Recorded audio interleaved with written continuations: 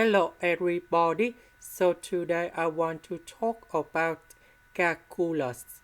The topic today is about limit.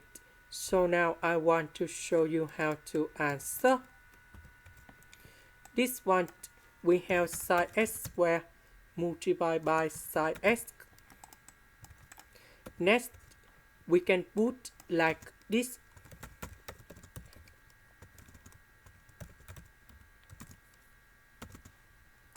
Next, we have the formula in here.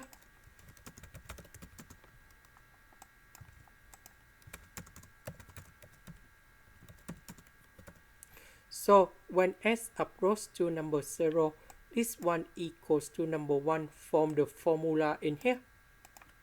And now we have the final answer. We know that sine of number 0, you got 0. So we have 0 in here. This is the end. Thank you for watching.